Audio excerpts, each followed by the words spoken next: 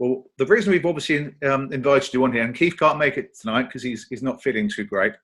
Okay. But one of the reasons we've invited you on here is to talk about your experiences with the Labour Party. In that, when Jeremy Corbyn was leader, you were suspended along with many, many, many others. And as we've now consequently seen with the leaked report, much of the allegations, both against members and against the leadership, people like Jeremy Corbyn, John McDonnell, etc., was, shall we say, fabricated. So what I'm going to do is just basically ask you just to explain the experiences that you had, so that hopefully many other people can to view this and see for themselves that they were never alone, and that possibly a lot of their experiences are very, very similar, if not the same, to yours. So can you just kick us off with, just telling us, maybe in a sort of linear fashion, the sort of experience that you had, and some of the emotional impact as well, as much as anything else. Okay, well, thanks for giving me the opportunity to do this. I mean, my case got very interesting, and it's been going on for 2 years now. And just to correct you, I was one of those people. I wasn't suspended. I was able to go to meetings, but I did receive that letter, which was a notice of investigation. Now, they say that all we're doing is informing you that somebody's made a complaint and you are being investigated. I mean, that's what they say, but I've discovered that some people were getting investigated, other people weren't getting investigated. Some people were getting suspended, some people were getting expelled, some people were getting off scot-free when all they were doing were trolling Jeremy Corbyn supporters. So I received a notice of investigation in March 2018, and I was horrified. Whatever they say, receiving a letter like that, it's a terrible, terrible feeling. And you receive this letter saying you're under investigation, and you think, what could I possibly have done to get this? And I looked at the screenshots that I was sent, somebody that obviously gone through my social media, and I was given 14 days to explain why I'd posted these things. Would I do so again? It was very threatening, because how do you answer that? If I'm being put under investigation for what they feel is a post that has breached Labour Party rules, and they ask you, would you do that again in future? We do live in a free country, and we do have freedom of speech, and letters like that make you think that, well, I better keep my mouth shut, and that's what a lot of people did. But what happened was, anyway, I looked at the screenshots, and the first one, it was called George Galloway, Zionism and Nazism Cooperated. Now, looking at that as a headline, you might think, well, that might need to be looked at, but it's obvious that whoever was trying to smear me couldn't even be bothered to look at that post, to actually click on the link. And then they must have gone on and looked at other things I posted, and they found another one. Well, they found 2 posts that were called The Day Israel Attacked America. Now, it seems obvious now in hindsight that the person who thought that was a post worthy of smearing me must have thought that I was saying that Israel was behind 9/11. So what they didn't do was bother to click on the link to see what it was all about. So if we go back to the first one, the George Galloway quote, George Galloway, Zionism and Nazism Cooperated, if that person had bothered to click on the link, it would have taken them to a Channel 4 news interview, and that's all it was. It was something Channel 4 had filmed themselves, put on their YouTube page, and they'd chosen the title, George Galloway, Zionism and Nazism Cooperated. And he was in the TV studio that day with John McTernan, who's also a Labour Party member, and they're actually friends in real life, but on opposite sides of the political spectrum. But it was a really interesting interview, and the Labour Party were asking me why I posted a link to that interview. And obviously I was horrified looking at it, because it's obvious the Labour Party didn't bother looking at that link either to see what it actually was. And then the other one, the more shocking one, 2 posts that were called The Day Israel Attacked America, had nothing to do with 9/11. So the person trolling me couldn't be bothered to look at the link. And what's shameful is that the Labour Party couldn't be bothered to look at the link, or at least that's what I thought at the time, because it was actually about an event that happened in 1967. An attack by an Israeli plane on an American surveillance ship. That is an undisputed matter of fact, and nobody disputes that story. The dispute is whether or not it was done deliberately. But Al Jazeera just produced new evidence, and they produced a documentary about that incident in 1967. So that's why it was called The Day Israel Attacked America. But again, the person trolling me didn't bother to check the link, so they've written to the Labour Party. They said, this person's posted these 3 posts and we want them investigated. So the Labour Party, I thought at the time, obviously didn't bother themselves to check the links and simply put me under investigation. Having read the leaked Labour report now, you'd have to say that this was probably deliberate. They didn't care that the links were links to just mainstream news. All they were interested in was putting me under investigation as a Corbyn supporter who supported Palestine, just because that puts you in a very awkward position. Yeah. So the link was originally from 1967. 1967. 1967. Yeah. Cool.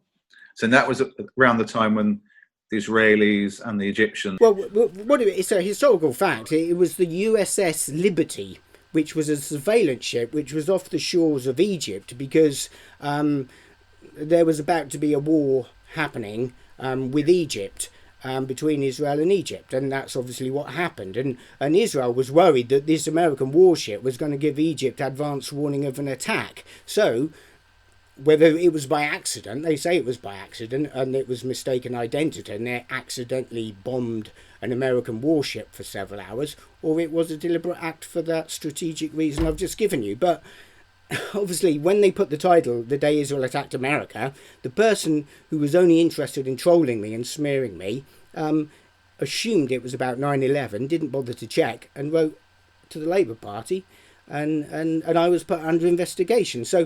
So what happened next was that I was furious, and I phoned up the party virtually every day for the next couple of months. And I know people who have been under investigation for 3 or 4 years. The Labour report tells you that they wanted Ken Livingstone's suspension to be increased just because, you know, the longer he was in the Labour Party with all the bad publicity it was bringing, that was a good way of sort of damaging Jeremy Corbyn. Angela Eagle wanted the suspension of a local party to be extended because she said that she hadn't had time to organise a fight back against the Corbynites. So people were using suspension, investigation to keep this, to keep Corbynites on the back foot and to smear them. So anyway, you responded to the Labour Party, and what did you do, and what did they then do? The Labour Party has a very good way of trying to keep these problems at arm's length simply by ignoring you. I didn't know what a freedom of information request was, or at least what we're talking about is a subject access request. It's the equivalent of. If you want to find out what information the Labour Party has on you, you do a subject access request. So that's what I did. And the party, unless they have a good reason not to send you the information within 30 days, they've got to send you that information. And they simply didn't. So the people named in the report don't want people like me getting hands on the information, finding out who it was who tried to smear them in the first place. So they ignore your subject access request. I had to go to the Information Commissioner twice, and I had 2 complaints upheld about the Labour Party who had failed to honour subject access requests, which they're legally entitled to do. And not only did they not give me the information, they're meant to give you an explanation as to why the information hasn't been sent to you.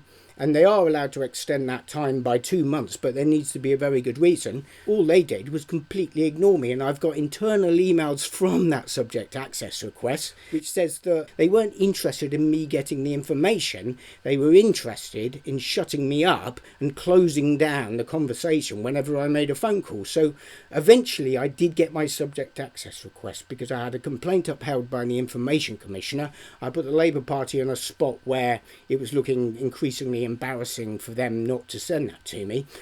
And luckily, and this is the key thing, I may be the only person in the country who, when they got their subject access request, the party failed to redact the name of the person who tried to smear me, and from that moment everything changed. I've been trying to get an apology out of the party for 18 months now because the person who tried to smear me is a well-known troll. Ian McNichol knew all about this person. This person has actively campaigned against the Labour Party for years now and has made no secret of that. But initially I thought this was laziness or incompetence, but obviously a lot of the staff dealing with me are ones named in the report, and that report sheds light on this now, and it shows you what was going on, that people like me were targets. They wanted me kept under investigation. They wanted me shut up. They didn't want me to know who had tried to smear me. And it's quite obvious that the Labour Party staff were taking smears from this troll and using that information to get people suspended or investigated. And when I made a counter complaint and said, you have got to look at this, you need to investigate the person who made these ridiculous smears, whereby they said I'd posted stuff about Israel attacking America and that being a 9/11 conspiracy theory when it was nothing of the sort.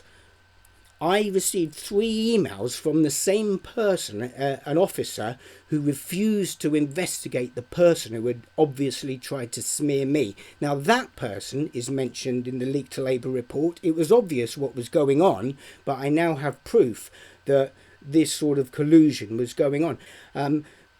2 or 3 people involved in my case, people who refused to deal with my subject access request, or the person who signed off on the complaint against me and thought that was a justified complaint, and the person who refused to investigate my complaint, all of those people are mentioned in the report, and all of them had a hatred of so-called trots.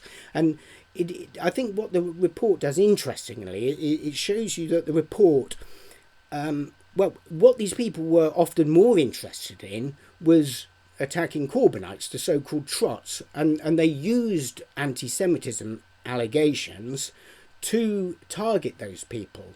And the report says that the only person interested in dealing with anti-Semites was Jenny Formby when she came in, because up to that point it was a terrible system. Nothing was logged properly, emails were ignored. So to be fair to Jenny Formby, she does seem to be the one who tried to tackle these anti-Semitism issues, but what I criticise her for is not giving us stuff about people like me who were obviously smeared. She was only interested in being seen to do something about anti-Semitism. I must have written to her 20 or 30 times. I've never had an apology. I've never even had an acknowledgement that this well-known troll, who I wasn't meant to know about, had smeared me.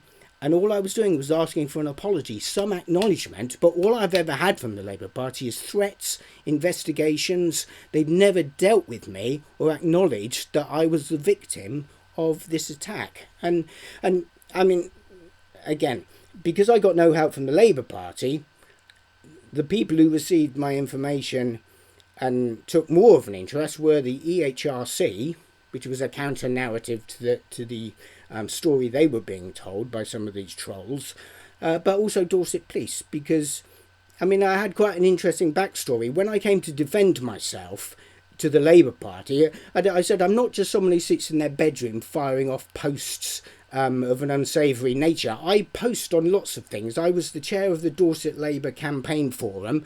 I was a social media person in my local branch. And I posted on all sorts of things. And, well, it's upsetting now. And I also produced the Dorset Labour magazine. But when I got my notice of investigation, I thought, why should I produce a magazine for the Labour Party? if they're going to put me under investigation for, under a spurious complaint. But I'd say, but going back, my backstory is I've been to the West Bank. I went to stay with the Bishop of Jerusalem, with a Christian group. I went with them.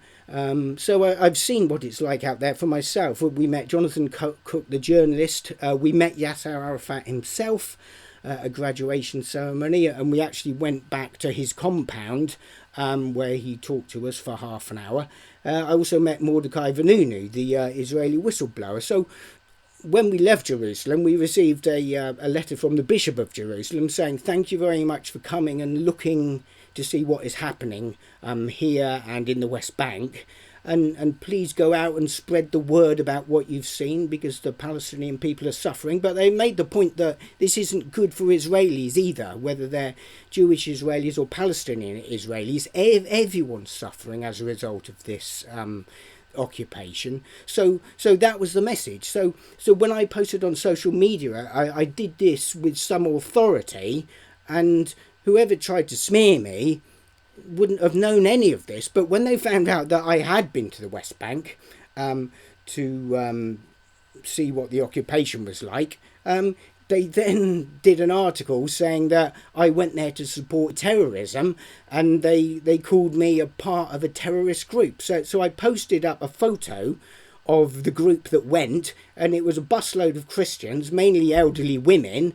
I happened to be amongst them, and in effect they were accusing all of us of being dirty terrorists from Dorset who were going to support international terrorism. And all it was a bunch of elderly Christians who happened to have gone and stayed with the Bishop of Jerusalem. This is the depth of these trolls. So I had to go to the police at that point, because the same trolls who had tried to smear me were trying to smear this group and myself, and that's what they've been doing. And all the time, the Labour Party, rather than take action against these people and say, you're not going to do this, stop making these false claims, because they had people who wanted them to achieve their aims, these complaints were getting under the radar, and corrupt staff who have now lost their jobs, some of them, and the Labour Party was threatening to sue some of these ex-staff members. They were facilitating this, that they were allowing it to happen. And I say, what looked at the beginning like incompetence turns out to have been corruption, collusion, anti-Corbyn bashing, trot hunting as they like to call it. And obviously there were some cases of genuine anti-Semitism, and I've always said I'll sign the papers and get people kicked out of the party myself if needs be. If you're an anti-Semite, you shouldn't be in the Labour Party. Lots of people have said that. But what about the people who were being smeared for posting a link to a Channel 4 interview? Just very briefly, how did the police respond when you complained? Well, I've got 2 crime numbers. Because it happened twice, I went to the police and I received 2 incident numbers. And they say, if anything like this happens again, come and report it again. I mean, I've got a good mind to drive down there with a hard copy of the leaked Labour report and say, here's some more evidence, because everything I was telling them has been backed up in that report. There were lots of Corbynites, I think, who hadn't been touched by these trolls, who probably thought it was people just making excuses, people who had posted stuff which they ought not to have done. But that report, obviously, I feel vindicated, because what I've been saying for the last 2 years is based on hard evidence, internal emails, unredacted emails, me having information I was never meant to have. And I've got the police's backing in that they are aware what's happened, and if I get trolled again, then I'll go to them again and I'll add to the information I've already given. My evidence is with the EHRC, and I've said to the EHRC, I hope you're not going to whitewash this. I've told you what my experience is. Here's the internal emails. Here's the hard evidence. And the person who targeted me has been criticised in the report for making false allegations. So, they need to take that on board. It's great, I think, also that tens of thousands, if not hundreds of thousands of people have either read a copy of that leaked report or have a copy of that leaked report. It's shocking, isn't it, that Keir Starmer, a man who's meant to, do things forensically and be a man of the law, was happy for that report not to go to the EHRC. I mean, does he want the Labour Party to be labelled institutionally anti-Semitic? Certainly by not giving that leaked Labour report to the EHRC inquiry, he was making that much more likely to be the outcome. And why would you want the Labour Party, knowing what we know now, to be labelled institutionally anti-Semitic, because that's what a bunch of trolls have insisted the EHRC conclude, and it's absolutely shocking. Yeah, and I think we all know why it happened, and I think you mentioned it earlier on, didn't you? It was a concerted effort to ensure that this country didn't have Jeremy Corbyn as his prime minister, and I think historians will make what they will of the fact that this leaked report has brought into the public arena, even though the corporate mainstream media have mostly ignored it, which in itself needs to be investigated, but that's another issue. But historians at some point will piece it together, and the jigsaw will make an awful lot of sense to an awful lot of people. But unfortunately, the damage is done, isn't it? So where are you now, Damien? I mean, in terms of the process with the Labour Party, where are you at, and where would you like it to end up? Well, I still want my apology. I've sent them hundreds and hundreds of pages of evidence over the months. I tried phoning them again the other day, but you just get a recorded message saying, please leave your message over the phone. Obviously, they're in lockdown. I didn't necessarily expect anyone to be at the other end of the line, but I mean, no one's got back to me since. Perhaps they're waiting to see what the EHRC says. I have very little faith in the inquiry that Starmer has said will happen into the leaked Labour report, because he seems to be more concerned about how the report got leaked and why it was written in the first place. I'm very glad it was written in the first place, because it's exposed what a lot of us were saying was happening. And I saw an old article I'd kept the other day. It was something in The Guardian whereby a whole bunch of people had said, isn't it appalling that Labour Party staff are being attacked, and people are saying that they're doing things which is a form of corruption, and I was sat there thinking, well, yeah, I've got the evidence in my hands, I've got the emails, I've got the names of these people, but nobody was interested. Private Eye wasn't interested. I went to them. Nobody I was ever talked to, and that includes senior Labour Party people, have ever been slightly interested in this story, and that's pretty sad. Only interested ultimately in an apology. Do not want more than that. Because if I just point you to an article today in Labour Heartlands, it's got no amount of forensic investigations will change the facts. Members want justice. And that suggests to me that for many members, they want more than just an apology.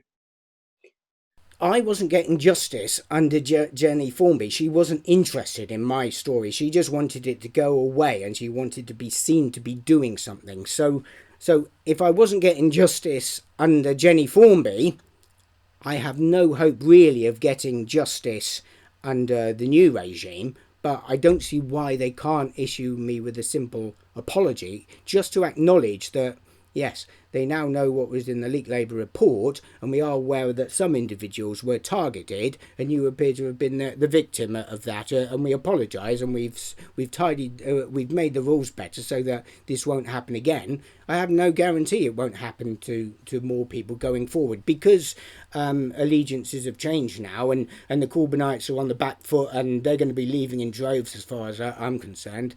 I suspect the people who have been attacking people, if they've never been punished for it, will carry on doing what they're doing, and the Labour Party is going to become a very sort of narrow-minded sort of organisation full of people whose political technique is to smear people rather than actually engage with people in proper debate, because they couldn't really beat Corbyn on the policies because they were really popular with the membership. So how do you destroy his movement? You do it with the smears, because it's not just anti-Semitism. People who say things against these people are called misogynists. They're called Brexit idiots. I mean, a lot of the people who tend to be indulging in these attacks on Corbyn tend to be extremely pro-Europe.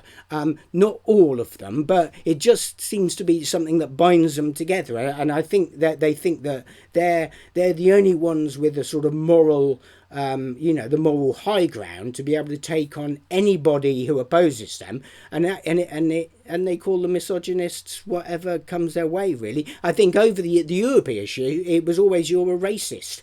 There were some horrible racists, but people who weren't racist were also being attacked. These people, because it was winning them the political argument, because you were shutting up your critics by calling them racists. It's a really effective thing. And then they moved on to anti-Semitism. So I have no time for these people. They're not interested in the sort of philosophy that Jeremy Corbyn have, and you saw it motivated people. It drove them. They really believed in this stuff. And they were the ones that were seen as a threat. It was quite difficult to attack them. And anti-Semitism was certainly the best weapon they found to do that, because they weren't going to do it on policies. What a centrist is going to stand up now and say, oh, these are the policies we want you to get excited about? Just one final point. Do you think ultimately one of the major problems also behind all this was the fact that Labour had become so London cosmopolitan centric, in that it was the people in the £5 million houses in Highgate who were effectively determining the direction of the party?